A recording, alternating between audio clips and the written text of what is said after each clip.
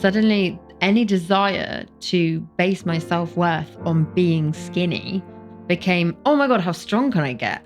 Oh my God, my body can do this. Oh my God, I'm so grateful for the fact that I am able to do stuff. And then any dieting that I'd done years ago suddenly went out the window. And I was like, my God, if I learn to eat properly and I fuel myself correctly, I can run faster.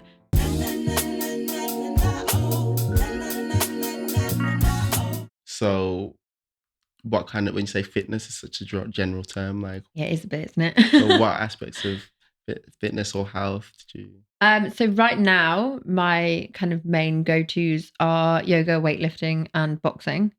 But it all started with when I was living with my friend's family, probably about a year after my dad had died. And like I said, I was in that real depressive state, not getting out of bed, not doing anything. I was on benefits and unemployed, and everything just seemed a bit bleak. And then I heard about yoga. As cliche as it sounds, I was like, I am clinging on to anything that will help me right now. So obviously I'd got the medication in place. I was waiting for therapy. I was starting to build that stable environment, but I needed to move again. And I used to play a lot of hockey and sort of quite a bit of tennis and stuff when I was younger. And I found this yoga class that was not that far from where I was living. And I remember I emailed the woman who ran it. And I was just like, hi, I'm really anxious and depressed. Can I please come along? I don't know what I'm doing. And she emailed back. And you can feel how good someone is, even just through typed words.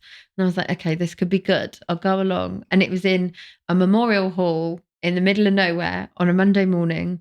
And I think the average demographic was probably 60, 70 plus, and then me. Yeah. And I was like, this is great. The first time I'm not in any competitive sport and I'm just with people that I'm not going to compare myself to, and I can just be, and people aren't going to judge me. And yeah, I just found a whole new level to it, because in yoga, you learn how to breathe properly. And that sounds so stupid, but I don't think I ever breathed properly before. Yeah. And that helped with the anxiety. And then having something to do every morning on a Monday, when you're unemployed and you're on benefits, it's miserable because you feel guilty for doing anything fun, because you're like, okay, I'm on benefits, so I should be looking for a job. But then also, I still need to have fun. But then if people see me doing something fun, they're going to be like, why aren't you looking for a job? So to be able to just have this 1 hour every Monday morning to set me up for the week and get me out of bed and get me talking to people, but not too much pressure because you didn't really have to talk to that many people. That's how it all kind of began. So how do you feel, besides your breathing, kind of yoga benefited you? It gave me a community to be a part of. And like I said, that wasn't competitive. It wasn't anything to do with my family. It wasn't anything to do with my old friends. It wasn't even anything to do with my current relationship. My actual, we're engaged. It's not like he's a current, he's forever. And it gave me something that was just for me. And it wasn't about work. It wasn't about trying to do photography. It wasn't about all these things that I'd kind of struggled with. It was just something that forced me to slow down. And like I said, my perspective had been blown out completely at that time. So I didn't really sit in the present enough. I was constantly thinking of the past or struggling to know what was going to happen in the future. So yeah, it gave me that clarity to sort of go, right, just stop and be. And that's all you need to do in this moment. And then you can transfer that to life. So besides yoga, you also mentioned boxing, and weightlifting. So Mhm. I'm guessing, or I'm assuming, through your fitness journey, you've lost weight that you would have put on through the medication. Um, does that kind of physical change how you feel internally as well? What was really interesting is that when I first gained weight, because I was always a naturally quite skinny person, and I was probably quite underweight before. And I guess that would have been a sign when I was younger that I was miserable, because that was the whole other end of the spectrum, is that I just was always off doing something. I was never really looking after myself properly. With the weight thing, obviously, I think in the generation that we grew up in, when I was at school and even when I was at uni still, it was, you've got to be skinny. Like skinny's got to be the thing that makes you valuable and worth anything. And it's so weird that I look back now and people base their self-worth on being skinny. Mm. And so gaining all this weight, it was a blessing in disguise, because then suddenly turning to fitness and turning to yoga then led me to weightlifting because I wanted to get better at yoga, because I realized if I was stronger, I'd be able to do more in yoga. And then I realized yoga really helps weightlifting because you're more flexible and you're able to use your joints properly without damaging yourself. And suddenly, any desire to base my self worth on being skinny became, oh my God, how strong can I get? Oh my God, my body can do this. Oh my God, I'm so grateful for the fact that I am able to do stuff.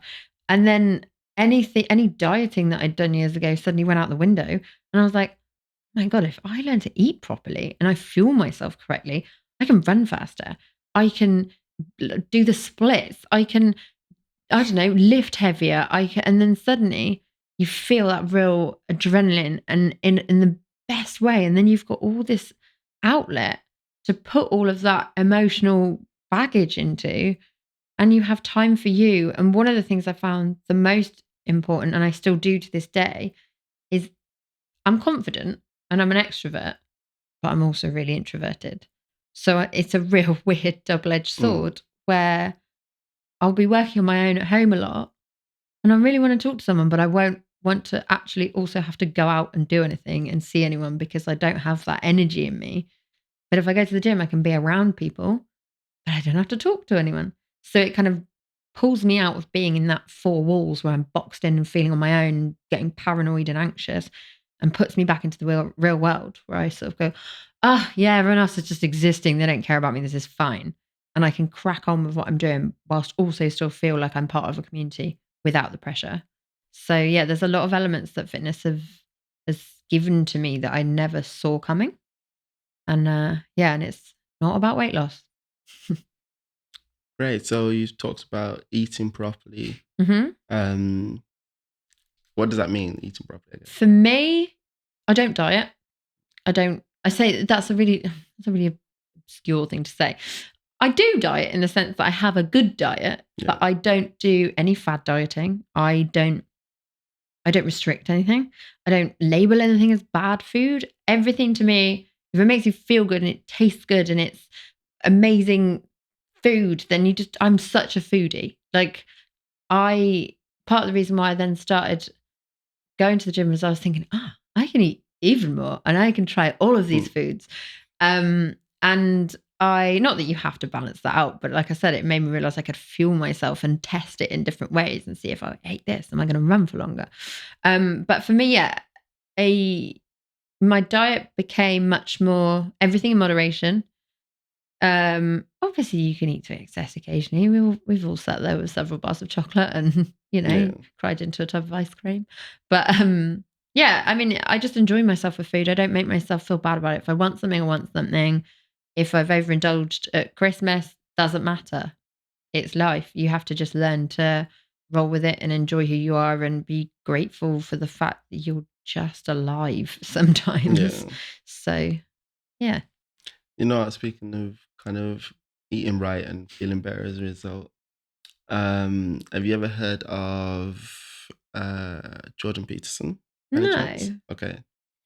I thought you would have heard of him, and you're less likely to have heard of his daughter. But he is kind of like this motivational speaker. Let's call him that. It's not what he is exactly, but it's easy understanding. But his daughter, um, growing up, had many problems with anxiety, depression, and then kind of also some autoimmune issues as well. Mm-hmm.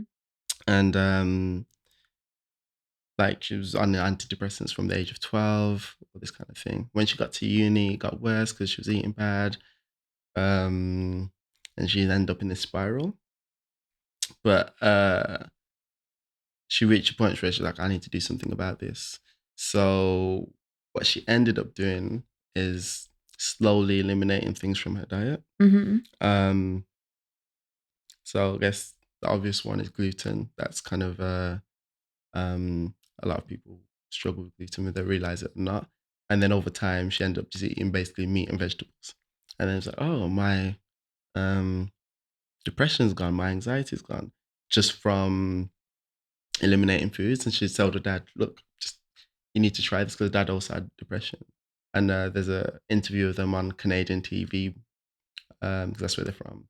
Um, Before, so they went on it talking about antidepressants, and Yeah. then after, like a few years later, oh, we've come off antidepressants, and this is how we just eat meat and veg, and it's just changed our mental health.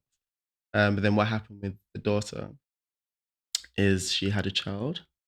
And so what can happen with pregnancy is your microbiome can change. So kind of the bacteria in your stomach. So then she stopped responding as well to the meat and veg Mm. diet. And she went to literally all she eats is meat now. Wow. And but it's the only way she can, so she doesn't medicate. So Mm. that is her medic form of medication in a way, is that she just eats meat and she lives fine. She doesn't struggle with anxiety, depression. Um, so I always find that fascinating, kind of like I don't think we understand just how important food actually is. Yeah, because it's really interesting actually. Because I don't know why I didn't say this before. It's just, but one of the things I did change about my diet was I looked into gut health, and I realized how much your gut is linked to your mental health, and also, like I said, because I originally started looking at it because of performance based things, thinking, yeah, I can run faster, I can be fitter, I can be healthier. I started introducing. I looked at, instead of taking things out of my diet, I looked at what I could put into it. And then the good things start to then make me feel good, and I felt better from them. So I'd be less inclined to reach for, I say good things, the good gut health foods, made me less inclined to go and stuff myself full of a load of, I don't know, gluten full stuff.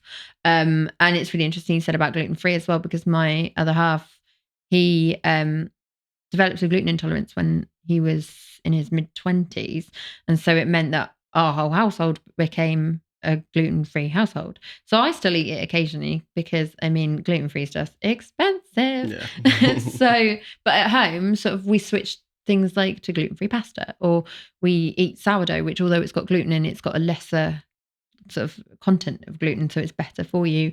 And then other foods, such as I will drink turmeric tea and eat more avocado, which, yes, I'm a cliche millennial, or even just drinking more water. Yeah. That was a huge game changer. To wake up and drink a pint of water rather than a coffee. Who knew that that would be a huge Yeah. difference? So yeah, so there were all these tiny changes, and then when I start to realize how the small changes made so much more difference than one big change, that's when my outlook on everything kind of shifted. So when you were looking into kind of gut health, did you Mhm. find your cravings, things you used to crave, did you stop craving once your kind of gut health improved?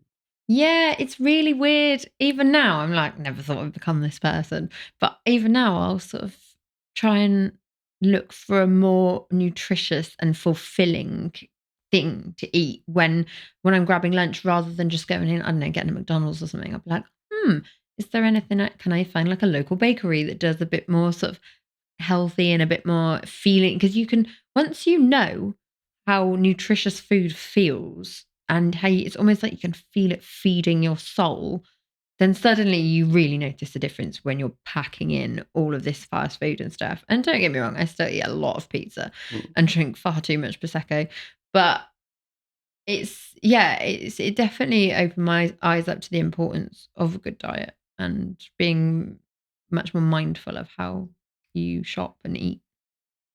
So do you feel um, what you eat also affects how you sleep? Yeah, definitely. I mean, even just down to the fact of, obviously I drink less coffee now because I'm drinking more water, and drinking like water's the strangest thing because it wakes you up in the morning, but it also really helps you sleep. And I'm Yeah. like, I don't really get this, but we'll just go with this. Yeah, and I think I find I sleep a lot better when I'm full. I can feel full, but when I feel full on good food, it's like I said, it feels like it's feeding your soul. So then, yeah, you sleep better. It's almost like your brain is functioning better and everything's a bit clearer, and it's almost like the world is a bit brighter, rather than feeling sluggish and feeling miserable and feeling almost like, you get that feeling where your skin feels greasy because of how Mm, much bad food. yeah. When you feel that level of health, being healthier, everything just improves. So like I think there's a big connection with sleep and mental health. Huge connection. So Mm. do you find um So in general, like I guess you've just mentioned these tablets, but you find like you're sleeping better now, and do you find that it helps kind of your mindset and feeling refreshed and Yeah, I think it's a combination of things. I think obviously I don't use the sleep medication all the time. That's just in real necessary situations because it's quite an addictive drug. So you have to be quite careful of when you use it. So I don't ever get prescribed enough to be able to take one every night. So yeah, focusing on good diet, what I've learned in therapy, how I can manage my emotions. For me, sleep is really important, not just to get a good night's sleep and how to get a good night's sleep, but also if I get enough sleep, then I'm also able to function better, which then will improve my sleep the next night. So it's kind of like a knock on effect. Suddenly, if I've had a bad night's sleep, I can ruin my sleep for the next few days. So yeah, it's sleep is definitely something that people don't often look into properly. And when I was doing therapy, I did steps, which was the 20 weeks of emotion management. And what you did was we broke everything down and you assessed everything from how you ate to how you slept and all these things. And they'd call it sleep hygiene. And it sounds really weird when you say sleep hygiene to someone because they're kind of thinking, okay, do you mean you just change your bedding? yeah, But it's everything down to, is your phone in the room when you're asleep? Are you going to bed at the right time? Are you watching TV? Are you drinking coffee past a certain time? All these things. And then if you get them all right, and get them all to align with each other, then you're like, aha, we found sleep and it's good.